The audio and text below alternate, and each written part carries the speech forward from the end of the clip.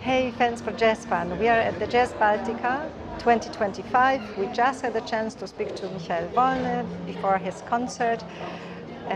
We spoke mainly about his last album. Stay tuned.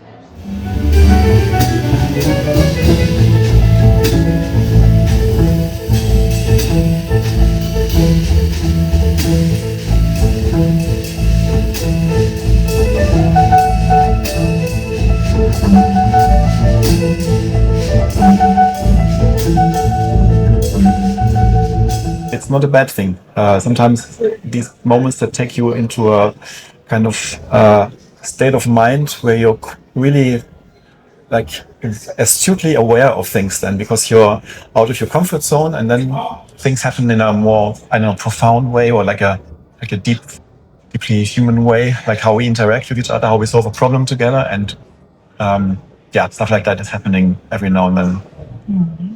Okay. And is that how your last album happened? The one that just, no, that's what I heard, that it was exactly this situation. It's a live recording from Illingen. Yes. And apparently it was also such a product of total spontaneity.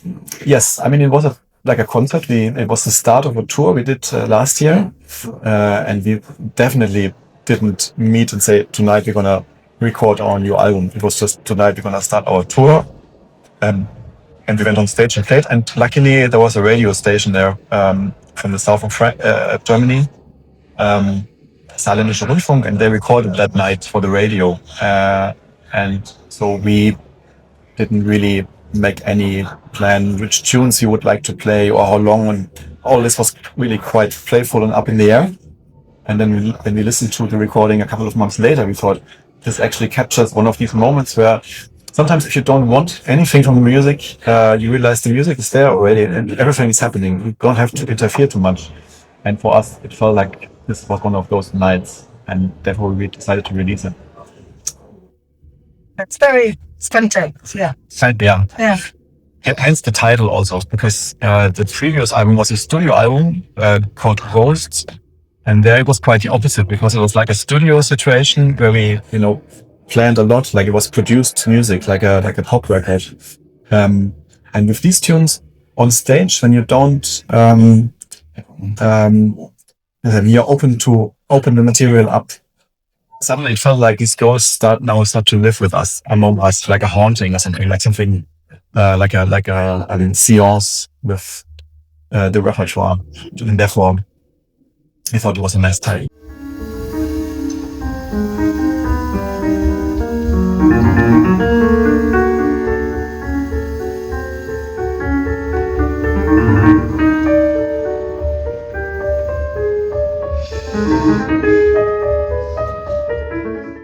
And Ghosts, no? Are you famous for giving the titles to your songs or other albums from apparently inspired from books, literature, poetry, or films? Yeah.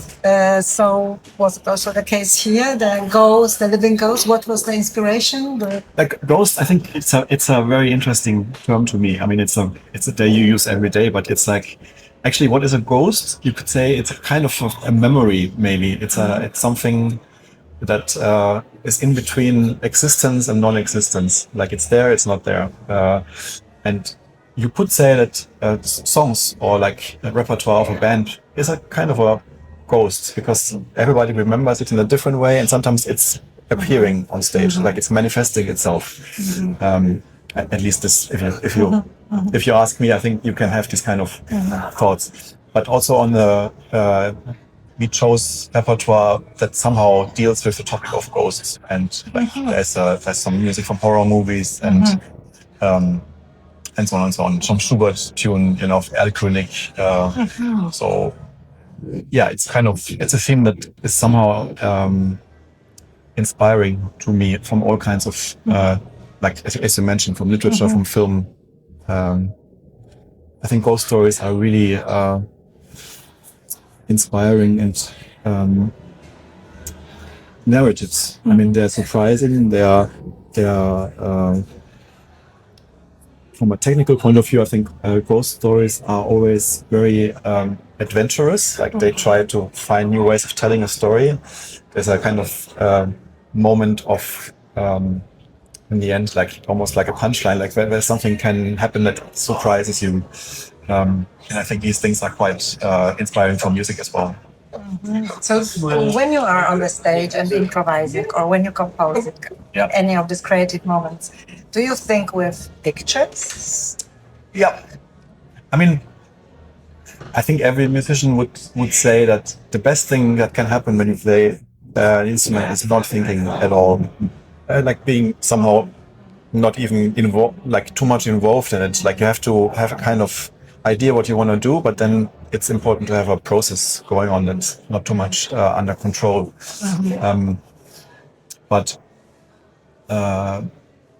if I listen to what's going on, yes, I can see some landscapes or some scenes or some it's typical like pictures, images.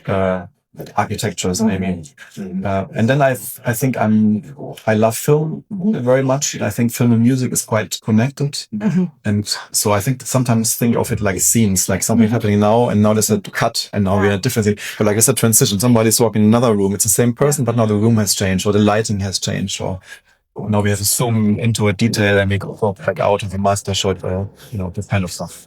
So I'm feeling. Yeah, I can see that. So you are involved in many different areas of creativity. From what I understand, you also play very different formations, not from solo to orchestra. Then it's duo with Joachim Kuhl. So you apparently also experiment with artificial intelligence. So where is your home? Where do you feel most at home in all this experiment and all this landscape? Well, I mean, first and foremost, I would say I'm a musician, I'm a pianist. I'm at home and my instrument. And I think I'd like to explore different situations with that possibility I have to create sounds with that instrument. And then I think for me it's always a lot about communication. I'm not very happy if I am in control, in charge of everything. I think I have to have something to interact with. And this could be another musician. If I'm playing alone, it could be the instrument or the audience or the acoustics. It's something to play with.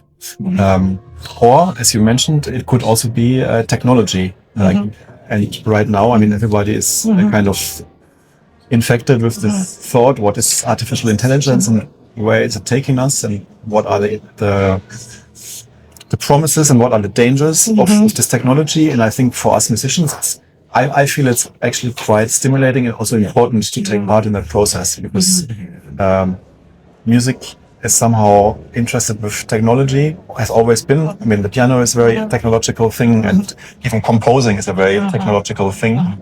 And this is a new technology that's arising right now, and we have, I think, as creative people, as musicians, we should interact with that and shape it also, and give some, find out more about us while interacting with these things.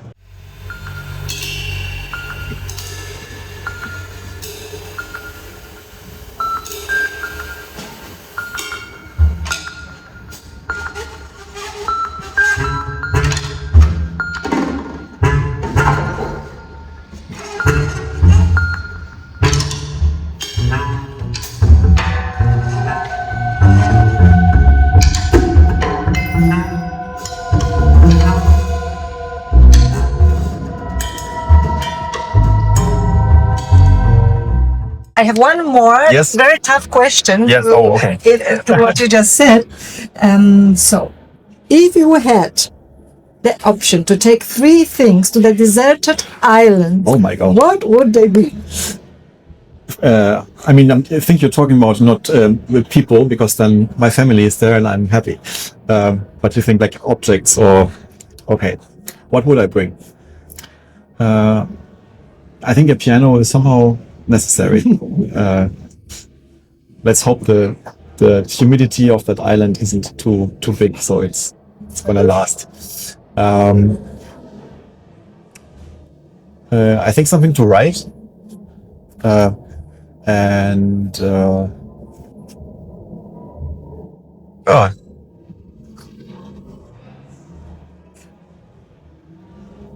I think one of my, of course, a book, one of my favorite books. I think it probably has to be something that you can reread many times and find new things in it. And novels I reread many times and always found new things in this Thomas Bernhard. I'm kind of a fan of his writing, so maybe I would get a bit depressed if I only read Thomas Bernhard for the rest of my life. But he's also very funny, so maybe that's my choice. Yeah. And then you can always write or play when you get too depressed. Exactly. Okay. Well, thank you very much. Thanks so much. And I wish you the best concert today ever, despite the circumstances. Thank you. Have fun. Have a great time here. Thank you very much.